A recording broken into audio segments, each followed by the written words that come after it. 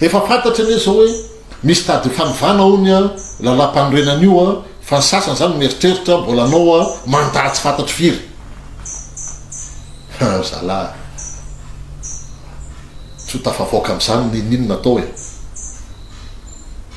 le lalam-panorenana tsy maintsy soloana satria tsy miady io lalam-panorenana io e fa hoe ahafahan'ny filoam-pirenena hoe anao mandaa tsy fantatry firy a tsisy anaiky an'izany eto e aleoa za aloha de efa miteny de meloa fa anisan'ny itsangana am'izany anohatra an'izany lalam-panorenana hoa tsy maintsy hovaina tsy miady io lalam-panorenana io fa zararotiny hoe lalam-panorenana hovaina de hoe hovaina koa ny isan'ny mandanao tsisy anaiky an'izany eto za tonga de tsy piako zay asakasaky zay anaiky a fa oety tsika hita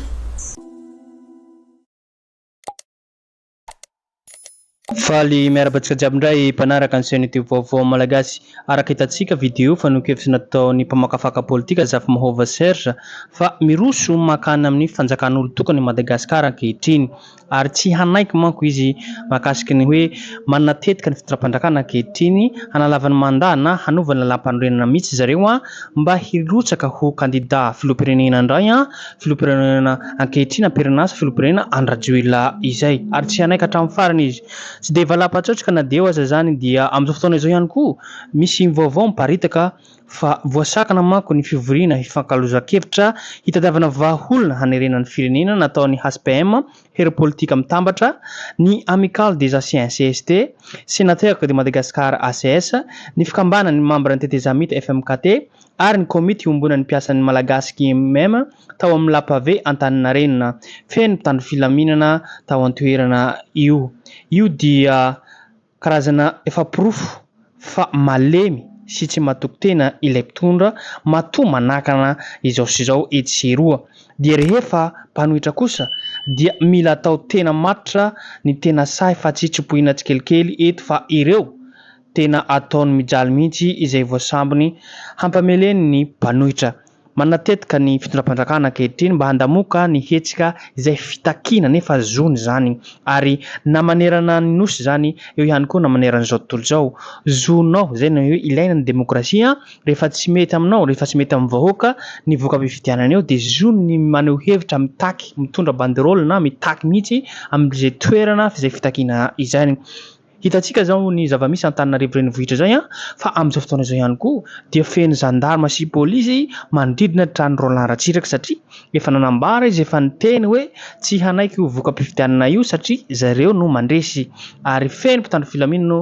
kisambosambotra zao amin'izao fotoana izao mba handamoka ny tetika izay ataon'ny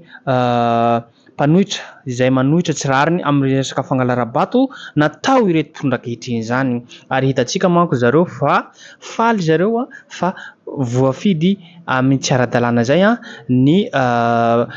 ben'ny tanàna Herilara Manatso izay nefa kosa aoka jerovintsika fa be fiatsikatsehana manko ity fitondram-panjakana ankehitriny ity mba ahitataratra fa hoe mbola maro ny mpanaraka an'zareo na ny filoham-pirenena Andradjoila zany na ireo pombapomba anazy pisilelaka azy ireo be fiatsiketsehana fa ny vahoaka dia efa leo anareo zay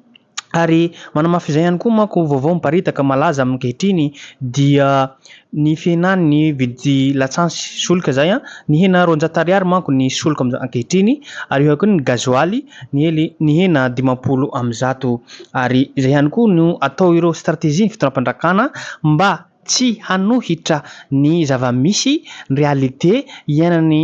fiainan'ny pirenena fiainam-bahoaka andavanandro izay satria rehefa lany taoriany manko lany Herilara Manatso zay lany be Antananarivo renivohitra dia nampihena zareo ny vidy lasansy sy vidin'ny gazoaly amin'izay mba tsy hisy korotana na hoe fantatry zareo ity fitondram-pandrakana ity tena hainy ny mamilivily ny vahoaka hainy ny ataontsika hoe zareo manao populisme zay mba tsy hisiny fitakina ataon'ny mpanohitra izay ary zareo ihany koa dia manao tetika fanamborana amin'izay tsy sahy ny vahoaka na de eo aza zany rehetra zany dia misy ihany koa fanao-kevitra nataon'ny Dorin Retoigny di Rebera fa hoe hampidina sarandalana sy vidina PPN ve ny fidinana vidin-tsolika ity? Raha ny mahazatra dia rehefa miakatra ny vidin-tsolika dia miakatra ny sarandalana sy vidin-javatra eny an-tsena. Zany hoe misy fiantraikany eo amin'ny lafin'ny toe-karena sy sosialy ny vidin-tsolika. Nanomboka androany ary dia hita fa nahitana fihenana ny vidin-tsolika eny Toby sy Antsansy mahazatra. Eny fa na dia kely aza arak'izany mety antenaina ve fa hidina ny sarandalana sy ny vidin'entana ilaina amin'ny fiainana andavanandro atsy-hoatsy. Mandra-pahahoviana io fidinana io sa mety mandalo misera fotsiny satria fantatsika fa miankina amin'ny vidin'io eo an-tsena iraisam-pirenena izy io. Na izany na tsy izany dia lanjana miakatra ny fiainana ary Madagasikara tsy maintsy mandroso. Mirary farany herinandro mahasoa ho antsika rehetra, antsika jiaby, hoy Durlin Retoniany Di Rebera. Izay fanehoan-kevitry nataony izany. Tsy rahantsika malaza fa tsy vahiny amintsika ny fitondram-pandrakana populisme zao ya. Tia fisehosehoana manao izay mba tsy hampitroatra ny vahoaka ry zareo ary misy vidéo manko ety fanehoan-kevitry natao ry zareo fihenany vidin-tsolika atao fitondram-pandrakana izay tarihiny mpitondrateny ao amin'ny gouvernemanta sy fitondrateny ao amin'ny presidansy izay ary hadinina angamba fa ry zareo reo manko mpandainga aiza zao ny bisy arivo ary ndao manko jerentsika fanehoan-kevitra madame mpitondrateny amin'ny presidansy na gouvernemanta izay.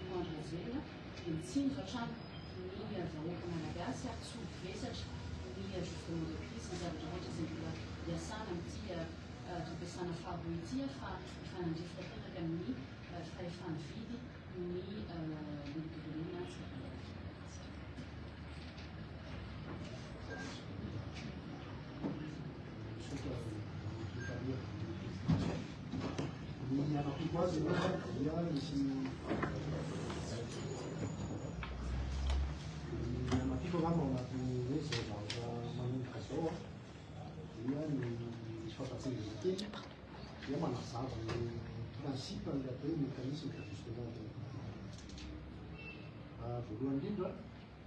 tsy teto Madagasikara zany safidy foana hatramin'izay hoe ny fitoeram-panjakana no fixeny prix. Fantatsika fa maneran-tany misy firenena sasany manao fixation de prix ny fitoeram-panjakana fa misy liberté de prix dia avela manao compétition ny compagnie pétrolière. Teto Madagasikara no fitsanjovana vahoaka araka ny laza namapitany teo dia ny fanjakana foana aloha nametraka ny viditsolika eny amin'ny station service. Ny fametrahana viditsolika nefa dia misy lafiny ara-ekônomika tsy maintsy jerena foana ihany.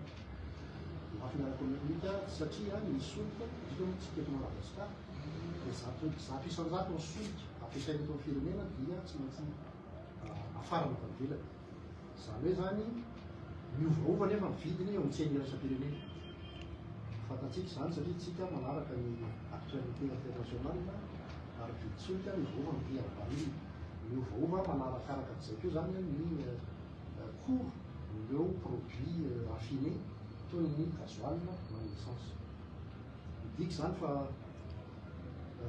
na dia mifixe ary tsika tsy maintsy manaraka ihany ny lafiny ara-ekônomika. Ka raha hatramin'izay tsika zany manao an'io système de fixation de prix io mbola mitohy zany le izy fa ny zavatra hoe taloha ary mety mampidinina aminareo hoe voatery nanao subvention misy foana ny fanjakana. Nefa rehefa miresaka subvention tsika milliard be dehibe misy fiantraikany zany any amin'ny volam-panjakana satria reny vola reny tokony afaka ampiasaina any amina investissement amin'ny domaine hafa zany amin'ny fanabeaza, amin'ny fahasalamana, amin'ny ara-tsosialy isitsisy.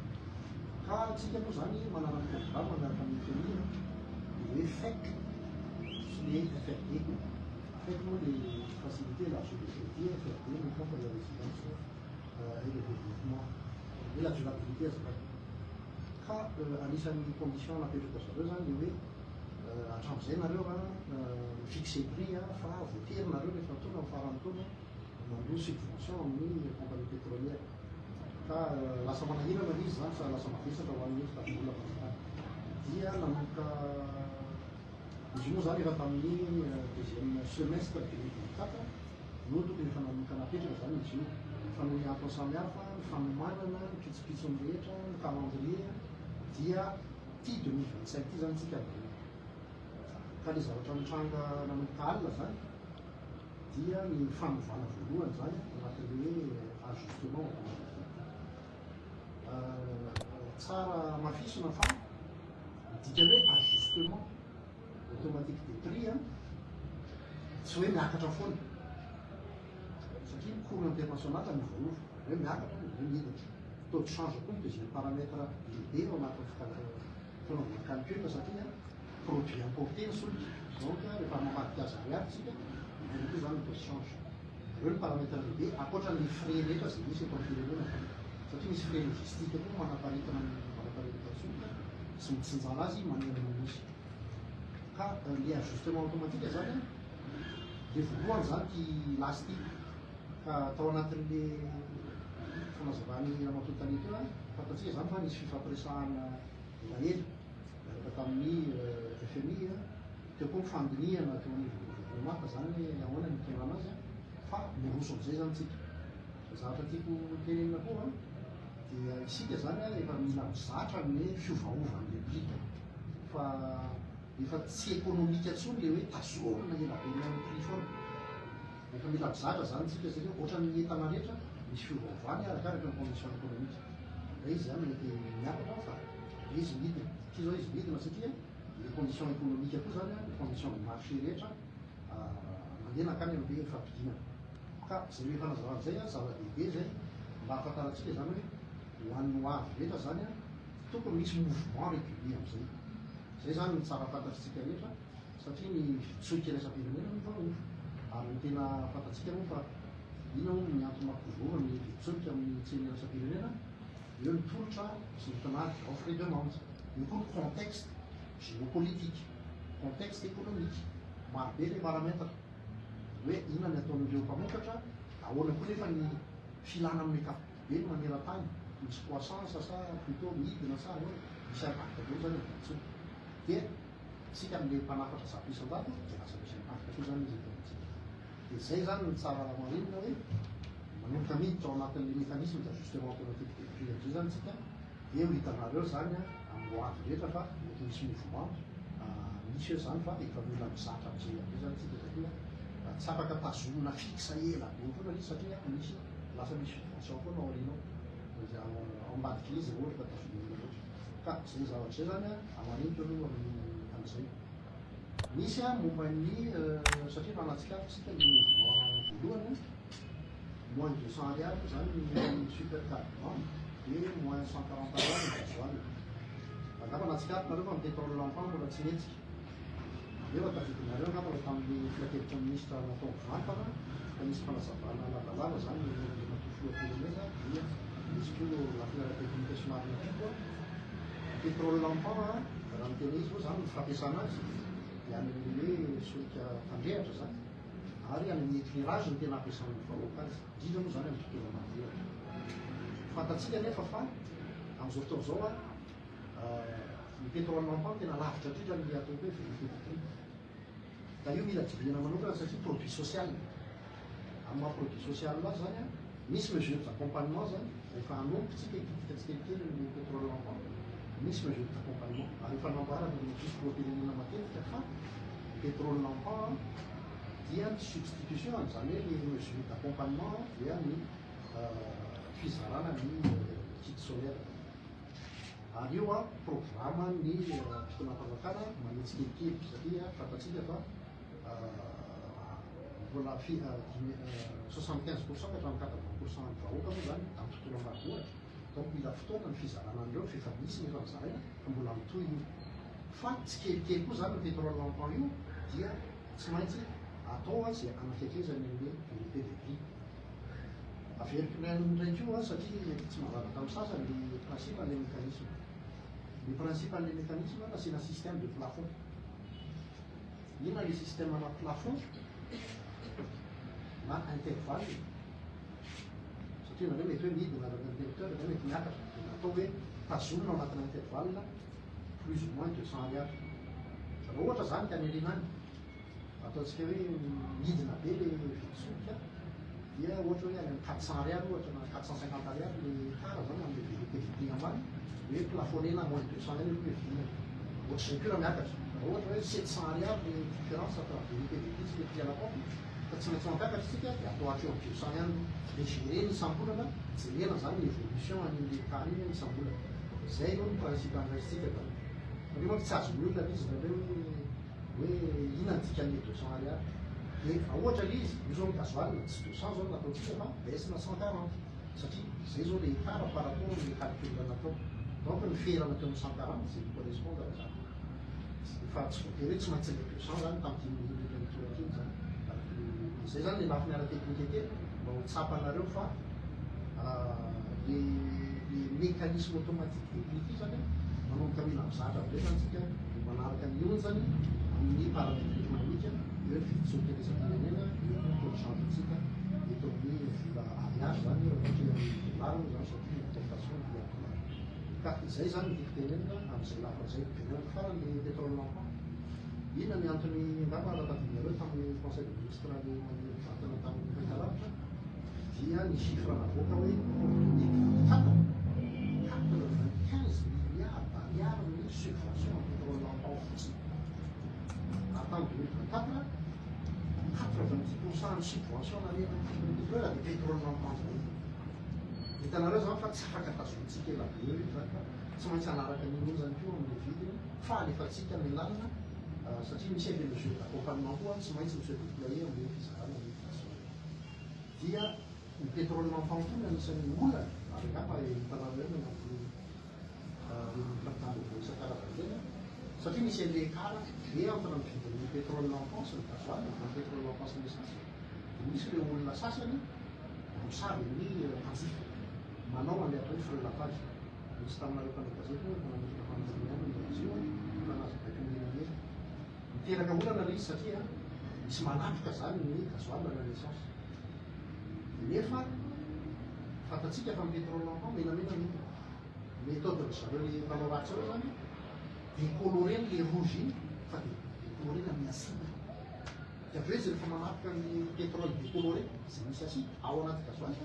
misy impact zany ny amin'ny moteurtsika mpanjifa rehetra iny zany le tena miteraka olana fa manarak'izay ny fitsinjarana ny pétrole lampan koa matetika any amin'ny tena tontolo ambanivohitra mety tsy misy station service dia matetika ireo vendeur reny zany maty ny station ataonao fio bidon de entina mavoatra amidy lafo no mipiriny station. Hitanareo zany fa ny pétrole nampa zany produit tsy maintsy jerena akaiky ny fivoarany satria manjary miteraka saky voatery manao subvention be nefa koa le olona tena tsonjofotsika koa tsy voatery tena misitaka hatrany farany fa le olona tenatena zany le manao business ny mahazo tombony sy ireo mpanao ratsy manisalantsika hoe mantobotsika. Ka zay zany no fanazavana kely ara teknika no manio mécanisme d'ajustement automatique io fa tena afatra zany zava-dehibe fitoeram-panjakana de mijery akaiky foana aloha tombotsoa amin'ny mpanjifa araka ny teny tavy teo matombo le izy mila fotoana mila volavolaina zany hoe ahoana ny ametrahana anazy ahoana ny losona tsikelikely makany dia fitsonjovona foana ny mpanjifa zany izy io satria fatatsika fa ilainy vahoaka amin'ny lavanandro ny solika amin'ny déplacement zany ny usine zany ny chantier zany ilainy rehetra zany izy io ka mila jerena akaiky foana zany izy io fa tsy avela ohatr'io fotsiny satria tsika zany mbola ao anatin'ny atao hoe administration de client par l'état fa efa apetraka tsikelikely am'zay le mécanisme d'ajustement automatique mba rehefa tonga amin'ny farany taona tsy voatery amoaka vola be zany anaovana subvention nefa vola tokony ampiasaina any amin'ny asa soa asa sosialy amin'ny fahasalamana investissement politique ka zay zany amin'ny étape be ny antony hoe roso am'izay tsika fa tsara zany tsika mpanjifa manomboka mizatra hoe mivaova am'izay zany misy moa ny firenena sasany rehefa tena libre zany teny aminareo fa liberté de prix mety misy prix hafa amin'ny maraina hafa ny ariva hafa amin'ny prix amin'ny heure de pointe hafa amin'ny prix amin'ny heure 13 mandeha amin'ny firenena nareo c'est libre amin'ny prix